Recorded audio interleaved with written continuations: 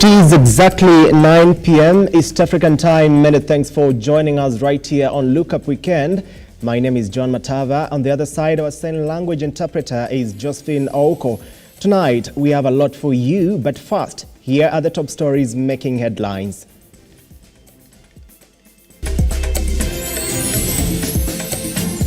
Tonight,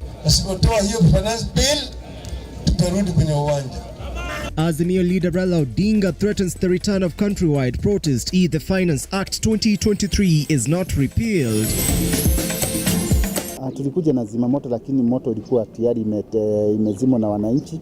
Ingawaje tulikuwa na changamoto ya kufikia pahali nyumba ilikuwa kwa sababu ni pahali ambapo iko ndani sana. A mother and her 3 children die in a fire incident in Nyaduna, Kiambu County.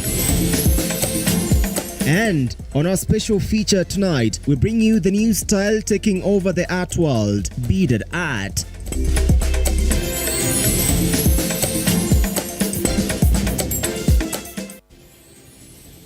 Welcome to the program from wherever you're watching from. We are live on Facebook, YouTube, and as well as on Signet.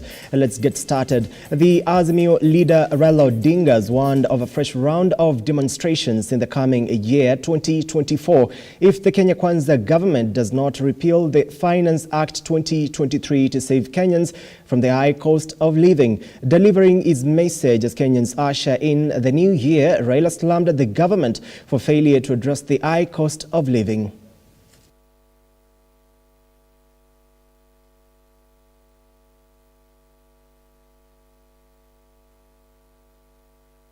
Tunasema mwaka mpya hii sheria ya kodi mpaka itolewe, ile finance bill mpaka itolewe. Asipotoa hiyo finance bill tutarudi kwenye uwanja. Azimio leader Raila Odinga now wants the Kenya Kwanza government to repeal the Finance Act 2023 to save Kenyans from the high cost of living, emphasizing that the anticipated reduction in living expenses for the upcoming new year relies on the annulment of this act.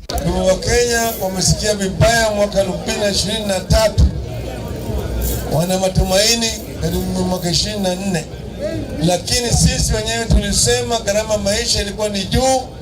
Tukaambia serikali wasiongeze ushuru, wakazidi kuongeza ushuru, na hiyo ndio imeleta hasara kubwa kwa Wakenya. Odinga, addressing the public at the annual boat race and tug of war competitions in Bondo constituency, warned that failure to repeal the Finance Act 2023 may lead to renewed demonstrations against the persistently high cost of living. Tunasema mwaka mpya hii sheria ya kodi mpaka itolewe, ile finance bill mpaka itolewe. Asipotoa hiyo finance bill tutarudi kwenye uwanja. Odinga further stated that RUTO's bottom-up economic model was full of empty promises and that it cannot be allowed to continue in this country. Nasema wakiingia katika serikali ati mahasla watasikia vizuri. Mahasla, mama mboga, jua kali, boda boda, yale kawa ni maneno peke yake. Yale yakuwa maneno tupu mbali yakuwa haina maana. John Matava, Lookuptv.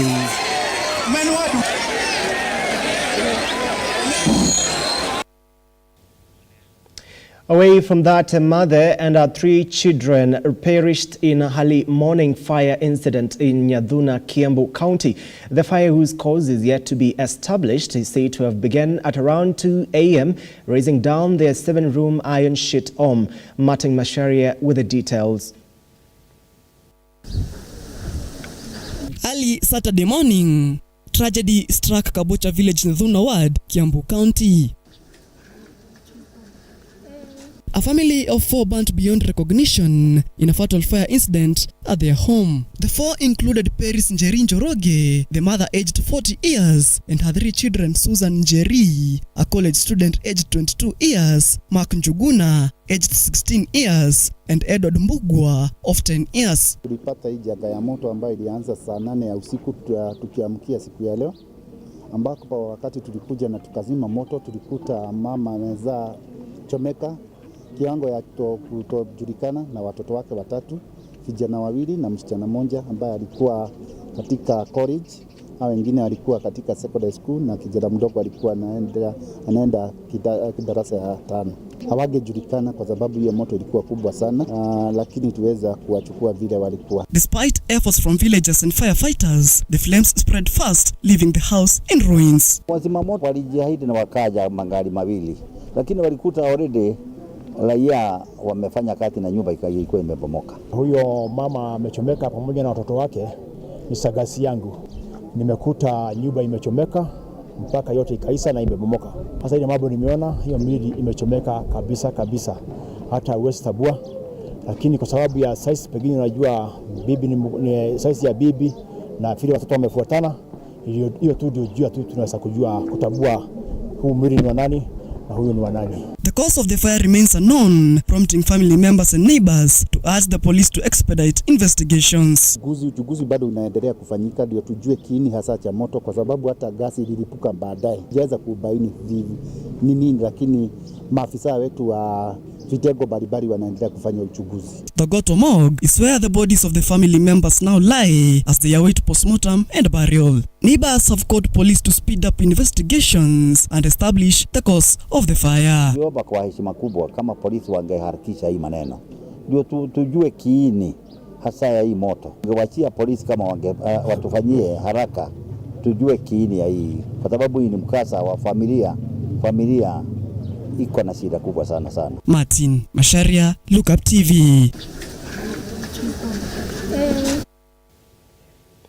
Thank you so much, Martin Masharia, for that story. Moving forward, 2 suspected thieves were today morning killed and their bodies set ablaze by angry residents in Kiaru, Murang'a County. The 2 were caught by residents on patrol as they were ferrying 4 cows in a lorry. Angry residents attacked them with crude weapons, killing them with the police who rushed to calm the situation, arriving to find bodies burned beyond recognition.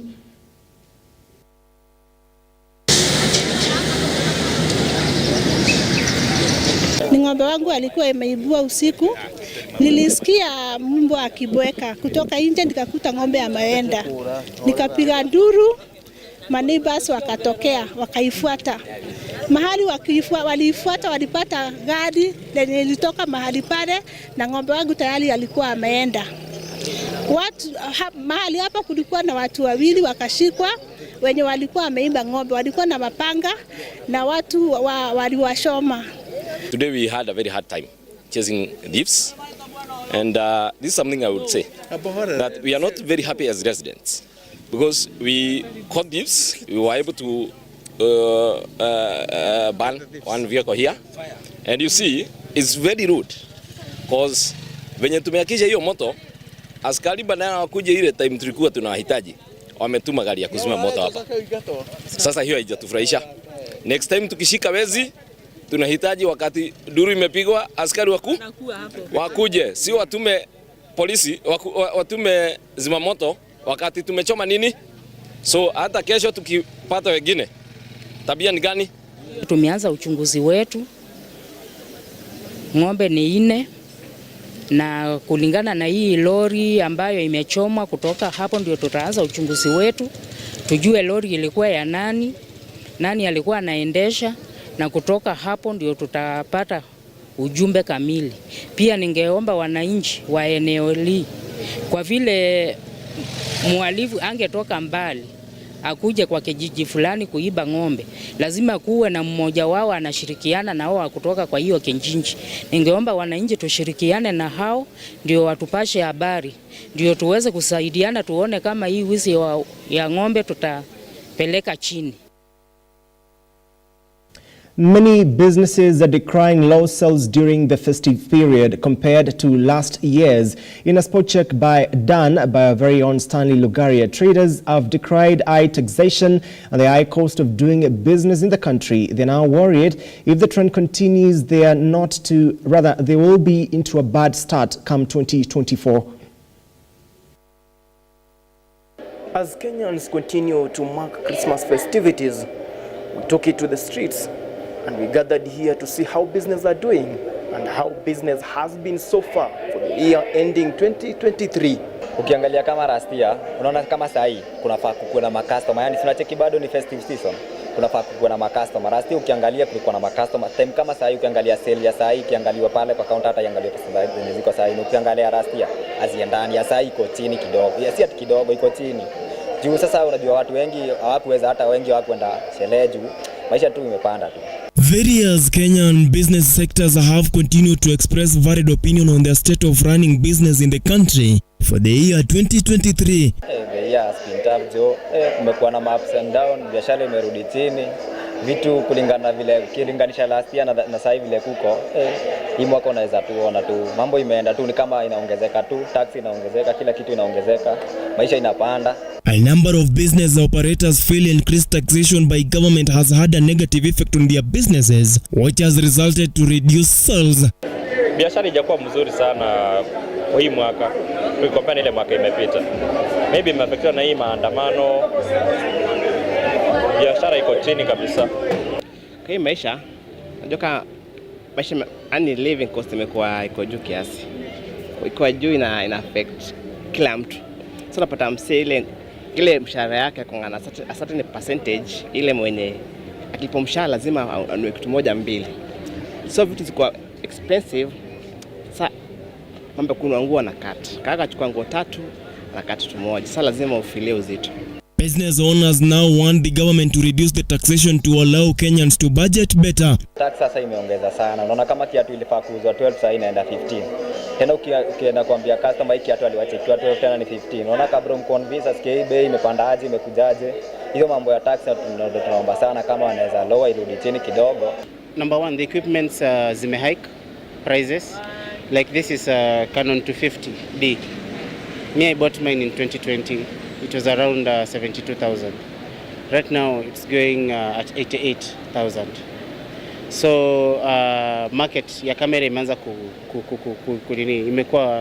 imekuwa ghali zaidi. Business owners have decried taxation and high cost of living as a major hindrance and now want lowering of taxes in the new year 2024 to ease cost of doing businesses. Very big difference. Juu last year sales zetu zilikuwa juu high sana. Sasa hii ziko chini. Juu kama sasa hivi venye unaona hii ni period ya festivals. Sasa hii watu hata hakuna mtu anaingia kwa duka au kuuliza kitu yoyote. Sasa hii tumetulia tu, unapata umetulia, hakuna mtu akona shughuli. Last year watu walikuwa na buy sana. Okay, mimi natarajia next year at least ikuwe tu fine because sasa hii siwezi tarajia ikuwe kama this year. Government is working around the clock to ensure its achievement. There is still no money in people's pockets. Uchumi wa mfuko bado ndio bado. Yeah? Utakuwa lini? Are we doing something about it? Yes. That is why we are spending more money in education. Yeah? We are putting more money in education. In fact, this year we are putting an extra 120 billion in education. On Friday, a report by Kenya National Bureau of Statistics revealed that Kenya's annual inflation has slowed down by 2.5%, up from 9.1% recorded last year to 6.6% as of December 2023, with a gross domestic product growth of 5.9% in the third quarter of 2023, attributed to increase in taxation. Na biashara lazima kuwa na expectation. Ya kila mwaka lazima unakuwa na expect good thing to happen. Na mimi as in economy itakuwa poa na sasa watapata do. It is clear that business did not go as per their expectations, but business people still are hopeful that the new year will be of optimism and better ventures are still ahead. Stanley Lugaria, Lookuptv, Nairobi. The Kenya Union of Special Needs Education Teachers, KUSNET, is urging the Commission for Domestic Taxes to revise the legal notice mandating individuals with disabilities to renew their income tax exemption certificates every 3 years. KUSNET Secretary General James Tarome has expressed concern over the cumbersome process to get their certificates, questioning the necessity for the renewal considering that some disabilities are permanent. Tarome has appealed to members of the parliament to advocate for the bill's revision come 2024. Tunauliza the Commissioner for KRA Domestic Tax. According the legal notice number 36 of 2010, paragraph 8, which states that persons with a disability shall renew the certificate for exemption for paying tax after every 3 years. The bigger question which is ringing around our minds, there are disabilities which are irrevocable. If you take these people in circle after every 3 years to go to see a doctor for make a recommendation, for them to be issued again with a certificate for them to be exempted from the paying tax, we are saying you are not giving justice to where it belongs. On the same note, when this certificate is not renewed, these persons with the disability who are employed, especially by the government, they lose around 16% of their basic salary. And the government is much on advocacy to assist the persons with the disability. But now the same government is humiliating them. The challenges which they face when they are trying to acquire this certificate are so difficult. You have to go to the hospital near where you come from. Then you have to wait to be invited in Westland, where the National Council for Persons with Disability offices are located. We are taking a break right here and Lookuptv. Stay with us. We'll be coming up with much more stories for you.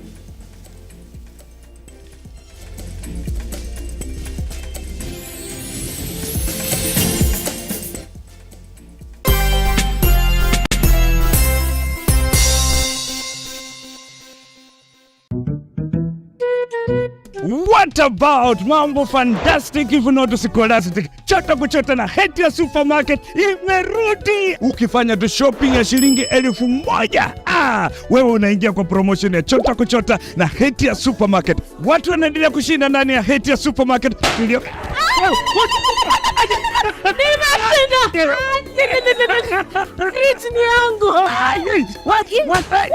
Mwana tata kitoko. Wewe na umeshinda nini? Karibu ndani ya heti ya supermarket uweze kuchota kwa wingi kabisa. Watu wanasema nini? Nakwambia kwamba chota kuchota. Unangoja nini? Magari 7 za kushindaniwa, TV, fridge, microwave, shopping vouchers, school fees vouchers, instant prizes na zawadi zingine kemkem. Chota kuchota imethaminiwa na Hetias, Oven Fresh Bakery, Gigabyte, Mount Kenya Milk, Clover's Food Products, Velvex, Magic Drink, Pwani Oil, Arenco, Fruit Juice, Masterchef, Toilex, Coolsip, Mika, Wash Ultra, Philos, Pristol, Nivea, My Choice, Ushindi, Fresh Fry, Arimis Jelly, Cabernet Water, Dettol, Ketepa, Meta, Glucose, Coca-Cola, Rosy Tissue, Big Giant, Elbins, Unilever, Fresh, Unga wa Dola, Blue Band na Pasta Star. Shindano la chota kuchota linaanza tarehe 1 Disemba hadi tarehe 10 Februari mwaka 2024. Hetia Supermarket, a world of choice.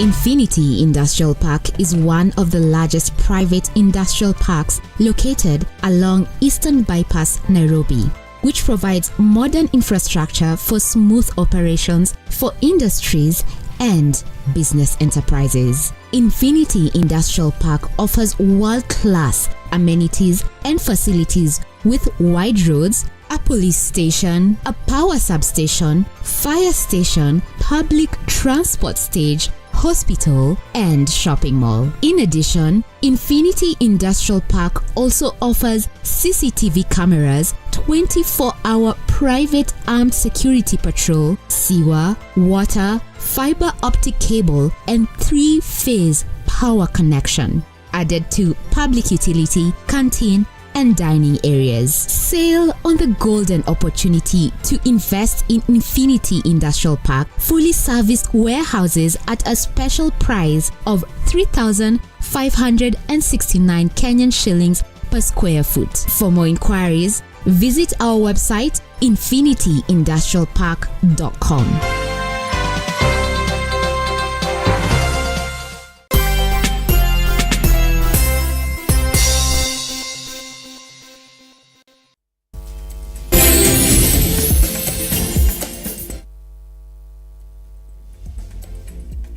Welcome back. Thank you so much for watching Look Up Weekend. My name is John Matava. Our sign language interpreter is Josephine Oko. Keep your comments coming. I'll be sampling a few as we continue with the bulletin.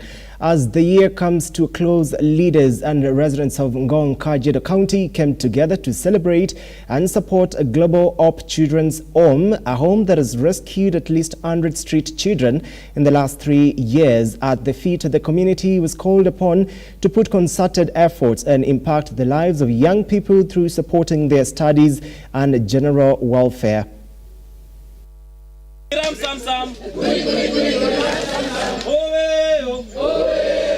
Games, songs, dance, gifts, and lots of food. Classically, what defines the festive season.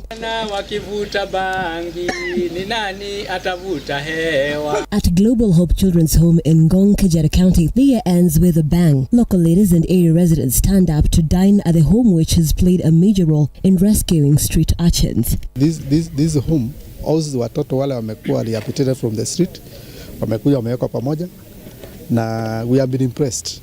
Because we have realized most of the kids, they are in school. Hakuna mtoto hata moja hapa yuko shule. Kuna wengine wamemaliza na wengi wako shule. But we have also learned that those who graduate, they always graduate from this center, they start their new life.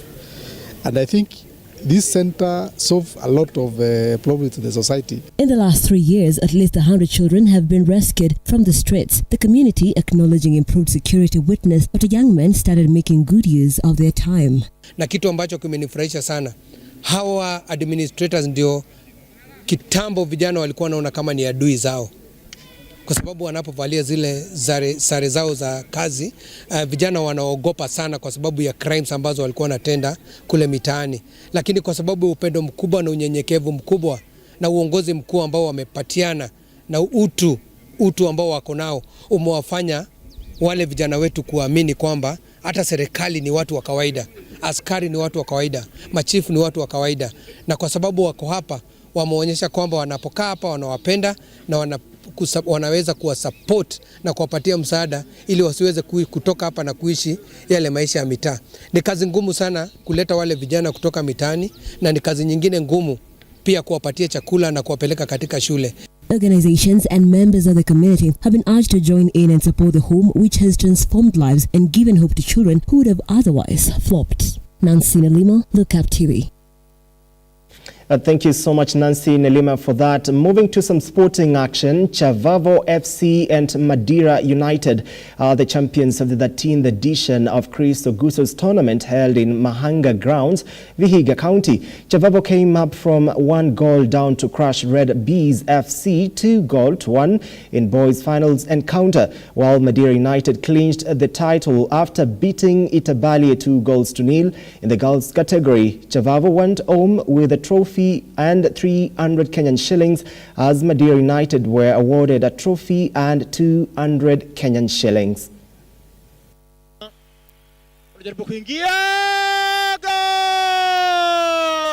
Kala meisha vizuri, washindi Chavavo, kongole kwao. Mara kwanza wameshinda na nimeshukuru sana. Betika wamekuja hapa kwa wingi na wamefanya kitendo ambayo watu wengi hawafanyi katika Vihiga County. Kwa hivyo imekuwa tournament nzuri, tumefurahishwa sana na kiwango cha soka ambacho tumeona na pia turnout ya fans. Vijana wamejituma, nimeona kuna talanta kadhaa hapa. Nilikuwa nimekuja ili niweze kushirikiana na rafiki yangu Chris Oguso na pia nione kama anaweza pata vijana wawili watatu ambao kidogo nitawaita pale Nairobi waje trials Mathare United, na already niko na vijana wawili ambao nimechukua.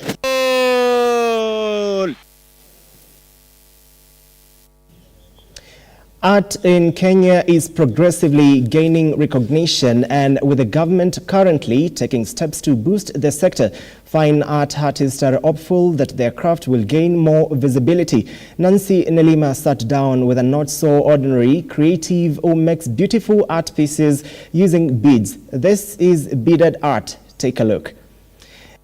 Course, we leave you watching that. We finalize our broadcast at this moment at exactly 25 minutes at top of the hour. Many thanks for watching. Just to read a few comments from you. Jacob Kidome from Embakasi says he's watching live, and Baba, we are ready for the demonstration. And of course, that and much more coming to you. Thank you so much for watching. My name is John Matava. Our sign language interpreter tonight has been Josephine Oko. Stick around just a day to 2024. Stay safe. Keep watching. So this is how we create an art piece. Some say it's organized chaos, while others say it is a way of survival. For Alex Kamanjiri, art is an avenue to say what he would have otherwise lacked words to express. Like many artists, it took an outsider to make him realize his knack for the arts. First of all, it did not start like a dream. It was a lie. Yeah. While I was in high school in Form 2, I drew a portrait of an old man smoking, and my friends lied to me that it was really nice. And I believed in the lie, and I started practicing slowly. YouTube, most of my skills I've learned from YouTube. And soon enough I became good. I became that lie, became that good. In line with the legendary 10,000 hours rule, Alex says he has put in the work and is certainly on his way to achieve true expertise. He reminisces proudly the first time he earned from this trade. Okay, yeah, it was a portrait of an old madam. Yeah, she wanted me to draw her. Then I remember it was a small A3 size piece. Yeah, it was really nice. It was a really high pressure, because once you're used to drawing just for yourself and you're being given a commission for the first time, there's a lot of pressure in your head. Not because you're good, because you think you want to put your best into it. So. At the sound of art, many people think of a drawing, but rarely do we think of beads on an art piece. I used to do portraits, a lot of portraits using pencil. And in the gallery that I exhibit, I saw a piece by a lady called Christine Okumba. I've never met her. I would love to meet her one day. It was a mixed media art. It was a kitenge and some beads. Yeah, if I'm right, yeah. So some triangular abstract work. And an idea popped up. Oh, why don't I mix these beads and the portraits that I make? Let me try out. And then I tried out, and the response from my friends and the people who love my work are like, yeah, should try this ball. Wood, glue, beads, pencils, just to name a few of the tools required. The process can be demanding. It depends with the size, and also the size of the beads that you're using. Yeah, and also the intricacies, because there's some more detailed artworks than others. When swamped with work, Alex retreats because time is an essential part of the craft. And we start by sketching the piece. And this piece is already sketched and it's already painted. So the reason as to why we paint before is because the beads has holes. And the holes, if the background is different from the image, it will create a different effect. So you have to paint the background first. And let's do a part that we've already painted. Where do we? Okay, let's start by this part here. So you start by placing the wood glue. We use wood glue because it's on plywood. Make sure it does not spread.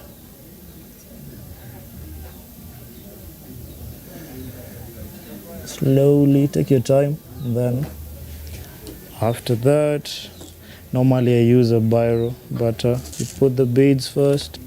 You don't just spread, but you can also use something that has a sharp tip, like this, by placing it and arranging it slowly. First you start with the edges, move them slowly.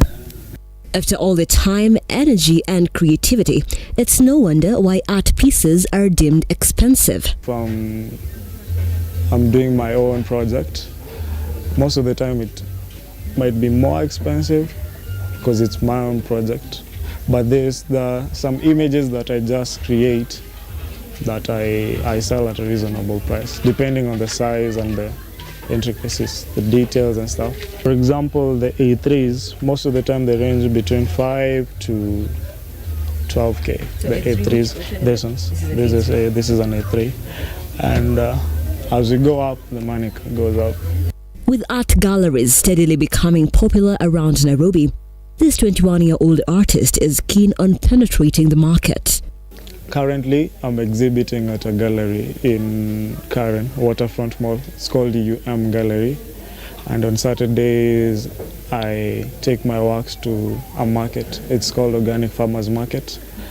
Yeah, it's also in Karen, around Karen area, Marula Lane.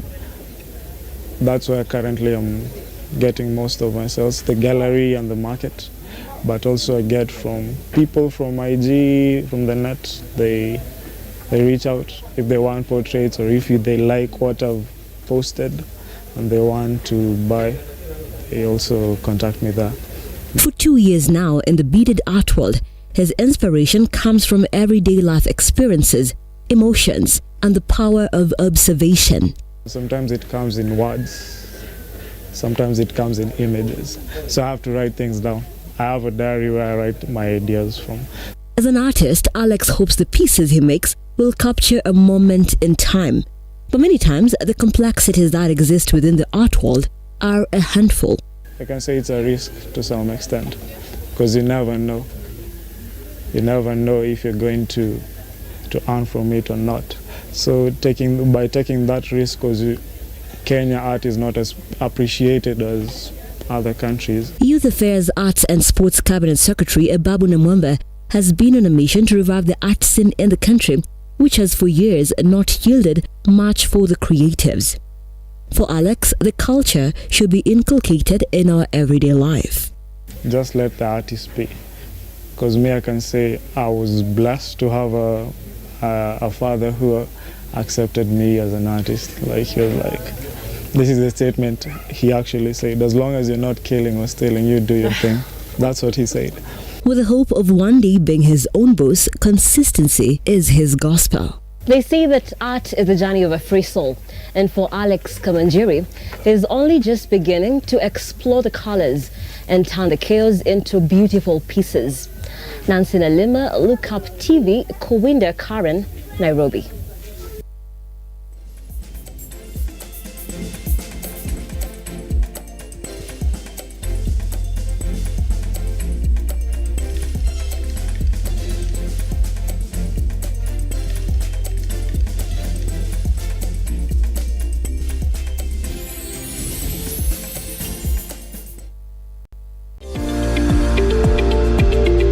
We value your feedback and welcome your complaints about our programming and operations. Feel free to get in touch with us through